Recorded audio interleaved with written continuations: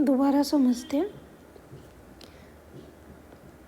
Water के अंदर जितना पोल्यूशन ज़्यादा होगा, यानी कि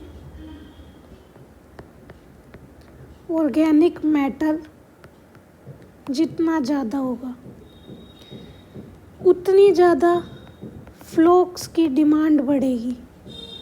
ठीक है, क्योंकि ज़्यादा ऑर्गेनिक मैटर है तो ज़्यादा बंदे चाहिए खाने के लिए।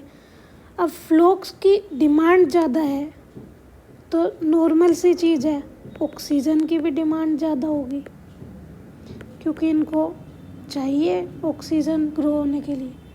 ठीक है, तो ये आप समझ सकते हो।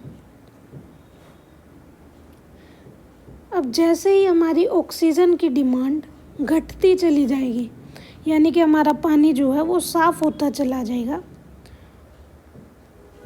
उसके बाद देखते हैं हम फ्लोक्स की ग्रोथ होने के बाद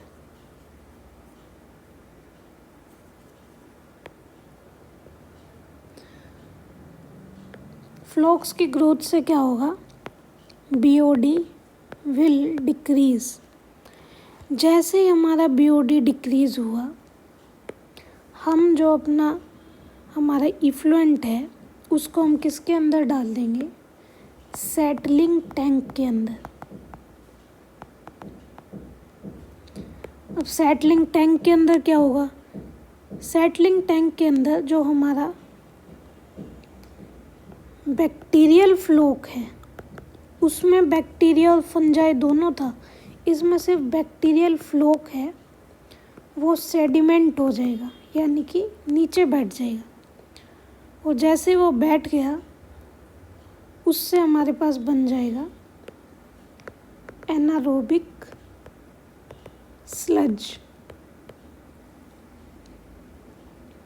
ठीक है, अब हम इस स्लज का क्या करेंगे, इसका हम स्मॉल अमाउंट, यानी कि कुछ अमाउंट तो इसका किसकी तरह यूज़ हो जाएगा, इनोकुलम की तरह, यानी कि स्टार्टर के काम आएगा। किसके काम आएगा, इस स्टार्टर को हम डालेंगे जो हमारा, एक सेकेंड, हाँ, तो जो हमारा लार्ज एरेशन टैंक था उसके अंदर हम इसको इनोकुलम की फॉर्म में डाल देंगे, जिससे जो वहाँ पे डाइजेशन है वो ईज़िली और थोड़ा सा फास्टली होगी। ठीक है, उसके बाद मेजर अमाउंट को हम किसके अंदर डालेंगे, एनारोबिक स्लज डाइजेस्टर। किसके अंदर डाल देंगे हम, एनारोबिक स्लज डाइजेस्टर।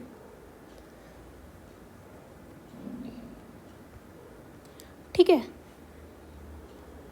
ये हमारा एनसीईआरटी में सब लिखा हुआ है।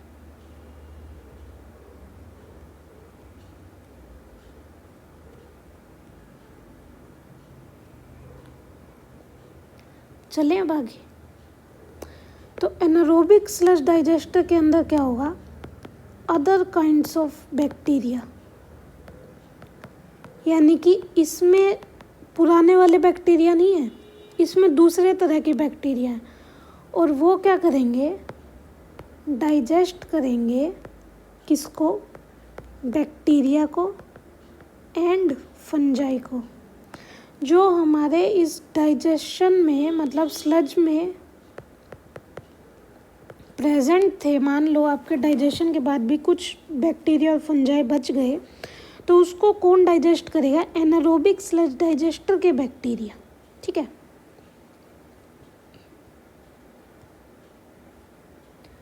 और इस डाइजेशन से क्या होगा,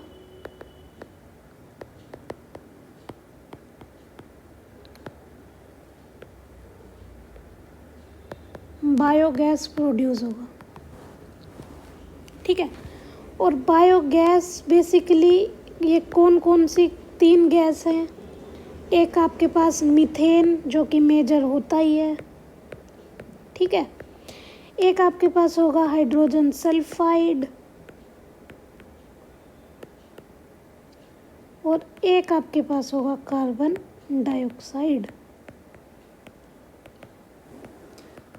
अब फिर इतने सब के बाद, इस डाइजेशन के बाद जो हमारे पास इफ्लुएंट बना, इसको हम रिवर में डाल सकते हैं या फिर किसी भी वाटर बॉडीज़ में आप इसे डाल सकते हो, ठीक है। ये आप इसका पूरा स्क्रीनशॉट ले सकते हो। एक बार हम दोबारा से इसे पढ़ लेंगे। ये देखिए, एक सेकेंड आप इस तरीके से ले लेना, आपको इजी पड़ेगा। ये आपका सेकेंडरी बायोलॉजिकल ट्रीटमेंट का स्क्रीनशॉट ले लो आप। इसे एक चार्ट की तरह में इजी रहेगा। चलो एक बार इसको दोबारा रिवाइज कर लेते हैं। ये देखिए, हम फोटो के हिसाब से अब देखते हैं, स्टेप बाय स्टेप हम देखते जाएंगे।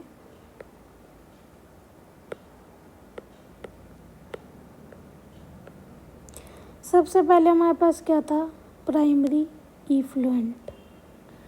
प्राइमरी इफ्लुएंट को हमने किसके अंदर डाला है, एरेशन टैंक के अंदर, ठीक है। जैसे ही आप एरेशन टैंक के अंदर प्राइमरी इफ्लुएंट को डाल दोगे तो वहाँ पे क्या होगा, एक तो कांस्टेंट मैकेनिकली एजिटेशन होगा, यानी कि मिक्सिंग होगी। पहली स्टेप आपने डाल दी, दूसरी स्टेप मिक्सिंग होगी, तीसरी स्टेप बाहर से एयर आएगी। एयर प्लस में मिक्सिंग क्या ग्रो करा देगा, फ्लोक्स की ग्रोथ हो जाएगी। फ्लोक्स किसको खाना स्टार्ट करेगी, ऑर्गेनिक मैटर को। ऑर्गेनिक मैटर को जैसे ही खाती जाएगी, हमारे पास क्या होगा, BOD विल डिक्रीज। ये आप फ्लोक्स देख सकते हो, ये आपके मशीन के साइड में इकट्ठा होता जा रहा है। ये देखिए, BOD डिक्रीज होते ही आप इफ्लुएंट को किस में डाल दोगे, सेटलिंग टैंक में। सेटलिंग टैंक के अंदर आपके पास बैक्टीरियल स्लज इकट्ठे होते जाएंगे और वो सेटल हो जाएंगे। बैक्टीरियल स्लज जैसे ही आपके इकट्ठे होंगे, वो क्या बनाएंगे, एनारोबिक स्लज। एनारोबिक स्लज का स्मॉल अमाउंट हम किस में डाल देंगे, एरेशन टैंक के अंदर, और मेजर अमाउंट किस में डाल चला जाएगा, एनारोबिक स्लज डाइजेस्टर में। एनारोबिक स्लज डाइजेस्टर में क्या होगा, अदर बैक्टीरिया किसको डाइजेस्ट करेंगे, एक तो पुराने वाले बैक्टीरिया और पुराने वाले फंजाई को। इससे हमारे पास क्या प्रोड्यूस होगा, बायोगैस। प्लस में इसका जो इफ्लुएंट है उसको हम किस में डाल देंगे, वाटर बॉडीज लाइक रिवर। ये आपका सेकेंडरी ट्रीटमेंट हो गया। अब हम इसको